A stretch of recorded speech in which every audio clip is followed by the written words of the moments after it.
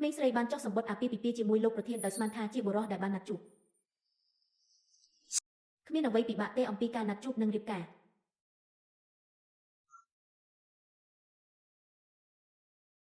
ជារៀងរាល់ឆ្នាំខ្ញុំណែនាំអ្នកឲ្យស្គាល់អ្នកពិការភ្នែកម្នាក់រងចាំអ្នករយៈពេល3ម៉ោងហេតុអ្វីបានជាអ្នកមិនទៅពួកយើងបានរៀបការហើយរៀបការពួកគេកំពុងរងចាំអ្នកនៅក្នុងភោជនីយដ្ឋានដូច្នេះតើគាត់ជាអ្នកណាអ្នកមិនកំពុងមានជំងឺធ្លាក់ទឹកចិត្តទេមែនទេខ្ញុំដឹងថាម្ដាយរបស់អ្នកបង្ខំអ្នកឲ្យណាត់ជួបដោយមិនបានឃើញមុខជារៀងរាល់ថ្ងៃប៉ុន្តែមិនចាំបាច់ធ្វើឲ្យខ្លួនឯងឈួតនោះទេខ្ញុំបានរៀបការជាមួយមនុស្សខុសអរគុណសម្រាប់ការនាំខ្ញុំមកផ្ទះ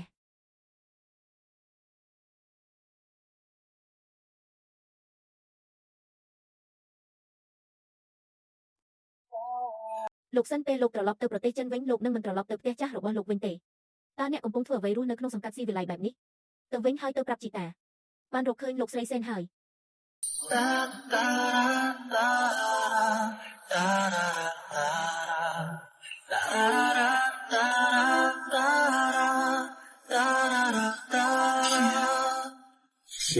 ផ្កាស៊ីកាតកំពុងរលីផ្ទាំងទឹកកកស្ដេចនៃឋាននរករៀបការជាមួយប្រពន្ធ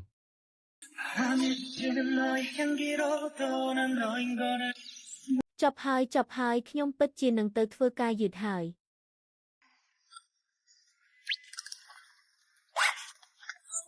សេចក្តីពិតចេញមកឥឡូវនេះអ្នកកំពុងស្វែងរកសេចក្តីស្លាប់ហើយនោះគឺជាចណ្ដាលយន្តពិសេសរបស់នាយកប្រតិបត្តិខ្ញុំសូមទោសហេតុអ្វីបានជាអ្នកទើបតាមឥឡូវនេះ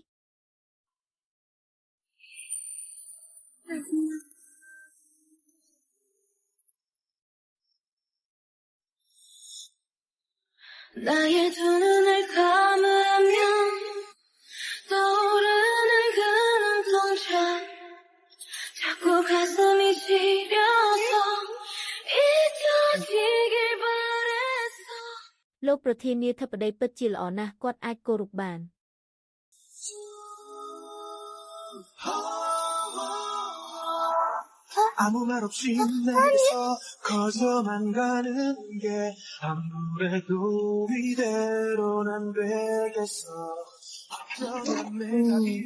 តើគាត់ពិតជាប្រធានក្រុមហ៊ុន Shen Group មែនទេ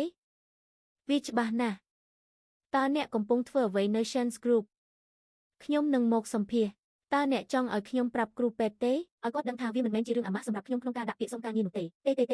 ខ្ញុំអាចធ្វើដោយខ្លួនឯងបានអ្នកនិយាយថាតើក្មេងស្រីនោះនិងលោកសិនមានទំនាក់ទំនងអ្វីលោកសិនលែងមានមិត្តស្រីទៀតហើយមែនទេនេះពិតជាដំណឹងផ្ទុះដែលអាចបំផ្ទុះអគារ Shen បានហាយេសាំងនៀនមួយនេះស័ក្តិសមនឹងអ្នកណាស់ញឹមសើចប់ហើយឬនៅខ្ញុំនឹងចាប់ផ្ដើមធ្វើការយ៉ាងណាមិញយើងនៅតែជាសាច់ញាតិហេតុអ្វីបានជាគម្លាតធំម្ល៉េះខ្ញុំពឹងផ្អែកលើទំនាក់ទំនងរបស់ឪពុកខ្ញុំបានចូលរួមជាមួយក្រុមហ៊ុន Shen បន្ទាប់ពីបញ្ចប់ការសិក្សាខ្ញុំចង់ក្លាយជាប្រធានក្រុមហ៊ុន Shen Group នាពេលអនាគតខ្ញុំចង់ក្លាយជាប្រធានក្រុមហ៊ុន Shen Group ទំនាក់ទំនងគ្រួសារបន្តិចបន្តួចនេះអាចជួយអ្នកបានកុំមានចិត្តមិនដឹងគុណល្អបំផុតតើអ្នកចង់ក្លាយជាអមតៈទេខ្ញុំបានចោះចូលដែលបានក្លាយជាលេខានៃក្រុមហ៊ុន Shen Group គ្រាន់តែដើម្បីផ្ដួលរំលំលោក Shen ក្លាយជាប្រធានាធិបតីលោកស្រីអ្នកគ្រាន់តែធ្វើការសម្អាតរបស់អ្នកឲ្យបានល្អ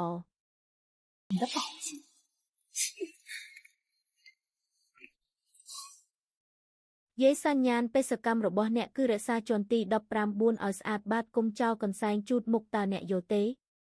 ពួកគេទាំងអស់គ្នារវល់ខ្ញុំកំពុងសម្អាតឥឡូវនេះពួកគេវល់គ្រាន់តែជួយពួកគេរងចាំរហូតដល់ពួកគេមិនរវល់អ្នកសម្អាតម្ដងទៀតក្រុមហ៊ុន Shen Group គឺខុសពីក្រុមហ៊ុនដែលអ្នកធ្លាប់ធ្វើការពីមុនចូលឆ្លាតហើយកុំខ្ជះខ្ជាយពេលវេលា1វិនាទីអ្នកពិតជាមនុស្សល្ងងមែនកាហ្វេមួយពែងថ្មីមិនអីទេខ្ញុំនឹងផឹកវា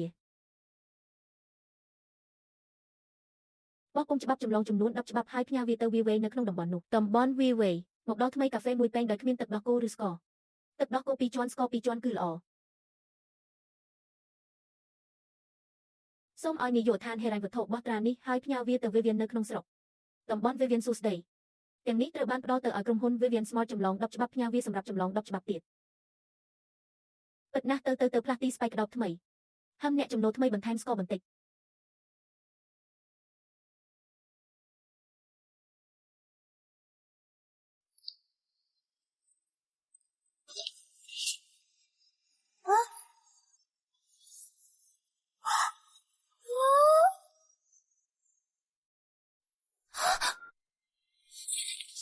暂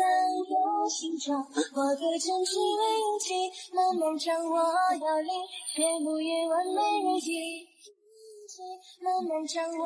要领，夜幕夜晚每日记，让我 Spike ដបថ្មីមានបញ្ហា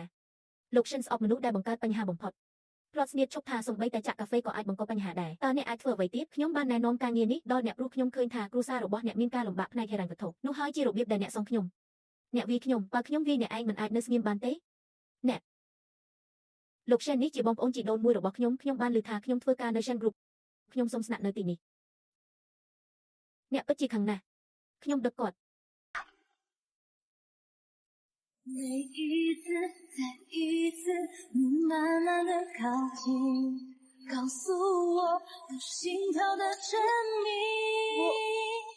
那些回忆很清晰，谁都不能否定。លោក Shin អ្នកត្រូវបានគេស្ដីបន្ទោសយ៉ាងនេះអ្នកមិនមានអ្វីត្រូវនិយាយទេ Shen Ting ខ្ញុំនឹងបោកខោអាវពណ៌ស្ហើយប្រគល់វាមកអ្នកវិញ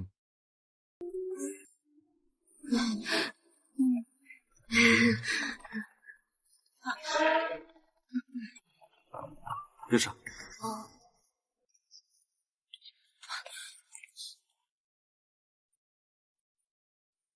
Shen Ting Bay តើអ្នកដឹងទេថាខ្ញុំធ្វើកាហ្វេប៉ុន្មានពេញថ្ងៃនេះតើអ្នកឈ្នះឯកសារប៉ុន្មានហេតុអ្វីអ្នកមិនមករកខ្ញុំបើអ្នកខុសខ្ញុំជាអ្នកបោះសម្អាតខ្ញុំខ្លាចខ្ញុំមិនអាចចូលការិយាល័យរបស់អ្នកបានទេចាប់ផ្ដើមថ្ងៃនេះគាត់ជាអ្នកសម្អាតផ្ទាល់ខ្លួនរបស់ខ្ញុំ是。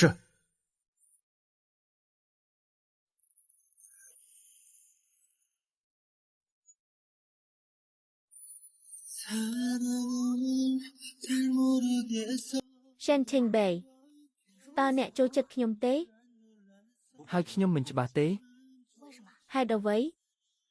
តើខ្ញុំស្អាតទេនៅពេលយើងជួបគ្នាដំបូងអ្នកត្រូវបានសញ្ជ័យដោយសកម្មភាពដែលមិនហាមឃាត់របស់ខ្ញុំ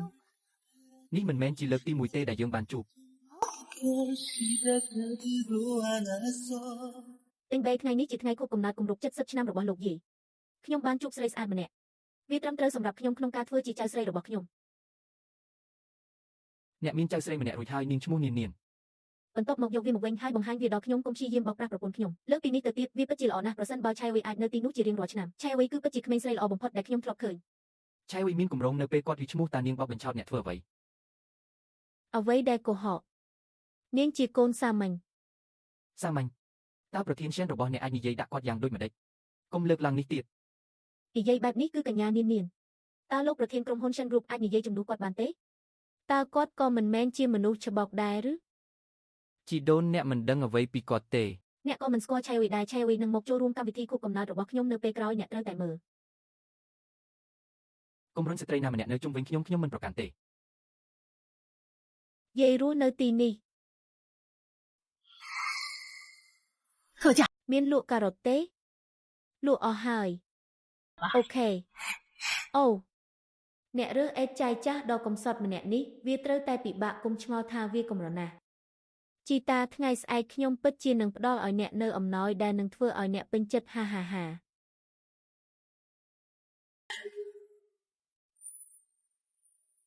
យាយរស់នៅទីនេះ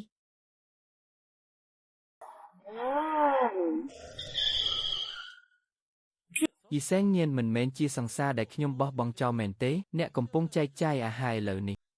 មិនមែនជាកន្លែងសម្រាប់អ្នកទេអ្នកធ្វើតាមពួកយើងអ្នកមិនចង់សុំការសង្គ្រោះពីអង្គការសុខភាពពិភពលោកទេមែនទេខ្ញុំមិនបានមកជាមួយអ្នកទេនេះគឺជាគ្រួសារ Shen គឺជាផ្ទះចាស់តោះជួបជាមួយប្រធានក្រុមហ៊ុន Shen Group តើអ្នកកំពុងធ្វើអ្វីនៅទីនេះនេះគឺជាផ្ទះចាស់របស់គ្រួសារ Shen ហេតុអ្វីខ្ញុំមិនអាចឆ្លើយខ្ញុំនៅទីនេះដើម្បីជួបមិត្តម្នាក់តើមិត្តភក្តិរបស់អ្នកជាសន្តិសុខឬជាអ្នកមើលថែទាំក្នុងផ្ទះហា